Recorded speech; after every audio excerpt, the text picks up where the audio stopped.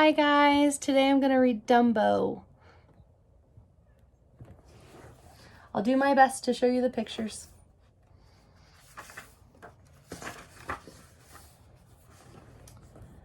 Miss Dumbo put her big yellow case onto the train. "That is that," she said. "Now the circus is ready to go."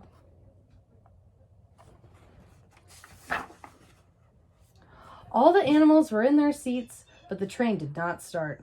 They waited and waited and waited. The train still did not move. Finally, Mrs. Dumbo looked out the window. "Dumbo," she said to her son, "go see why the train doesn't start. We will be late."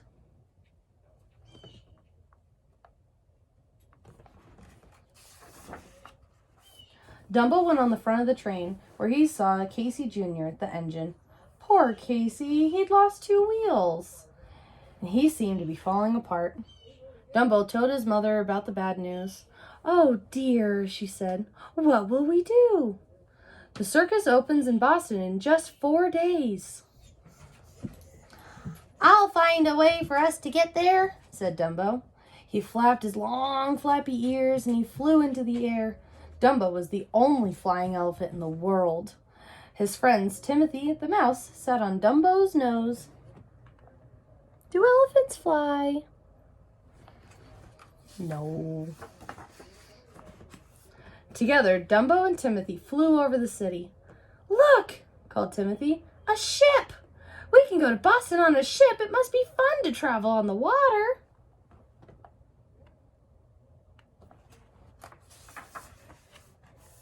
Dumbo landed on the deck of the great big ship.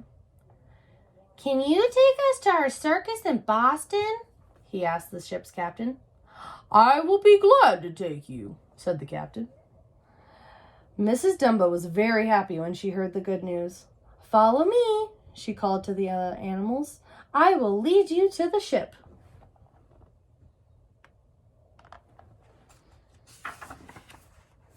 Each animal had his own way to get onto the ship. Mrs. Dumbo walked across the little bridge, and she was so fat that it almost broke into 2. Elephant weighs a ton of pounds, like a lot of pounds. The giraffe grabbed the rail with his long legs, and the bear swung over the big hook. And the rhino tried to climb through the lifesaver. "Look out, everybody! Here comes Tiger Jim on a rope. If he isn't careful, a flying fox will hit him."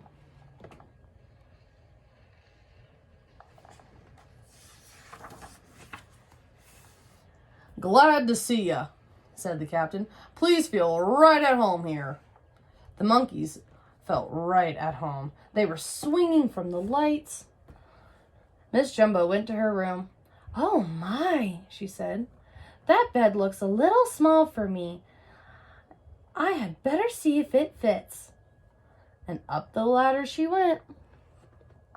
Do you think an elephant can fit on a bunk bed?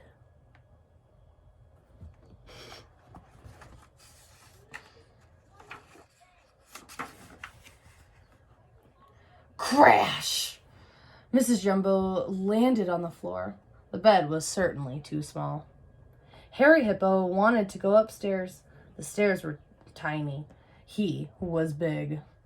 His friends had to push and push and push.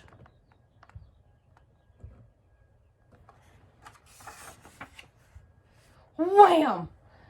They pushed a little too hard. Harry crashed through the door and banged into the poor captain. The captain fell through the steering wheel and hit the table.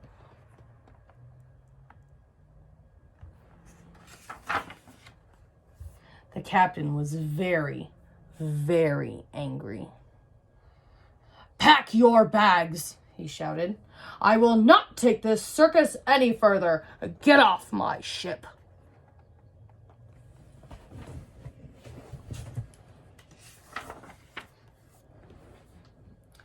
Dumbo and Timothy flew away from the ship as fast as they could. Now they had to find another way to get to Boston. They did not have very much time. The circus had been there in just 3 days. Had to be there in just 3 days. Soon they came to an airport. "Look at that big helicopter," shouted Timothy. "Maybe we can use that. Then everybody can fly, just like you and me."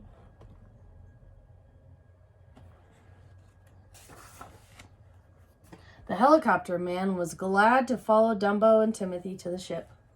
When the animals saw the helicopter coming, they all began to cheer. "Hooray for Dumbo!" they shouted.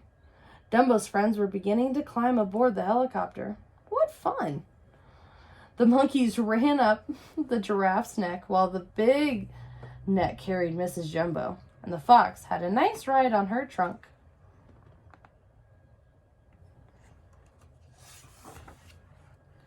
At last the animals were all set.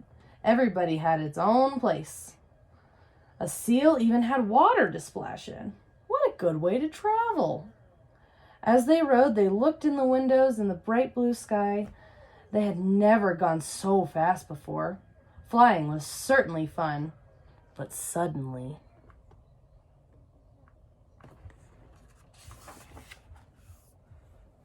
the wind began to blow and the sky grew black.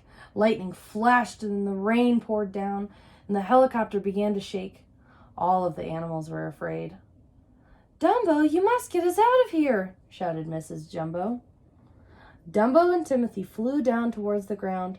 It was hard to see in the rain, but they found a big parking place where the trucks and cars go on it. There was also room for a helicopter.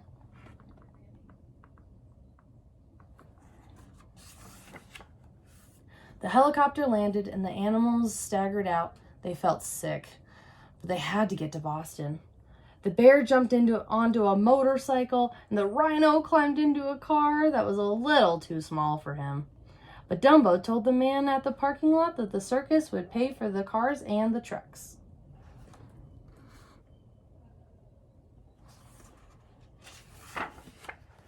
Mrs. Jumbo rode in a big truck. The tiger and the fox and the parrot rode on top of her, and they had a very good driver. Harry Hippo had his own little car, and it went very fast. The kangaroo found a wonderful new way to hop, much faster than the old way.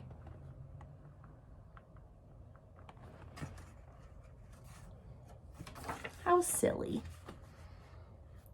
At last, the animals reached Boston. Dumbo got them there just in time.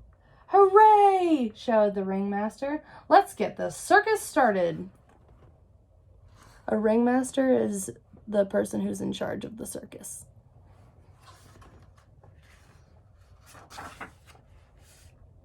"Boys and girls, the circus is about to begin," called the ringmaster. And begin it did. Rhino and Fox were swinging on their trapezes, and so were the monkeys. Mrs. Jumbo rolled around the ring on her ball, and Harry Hippo stood on his head. Everybody was doing something. It was truly the best circus anybody had ever seen.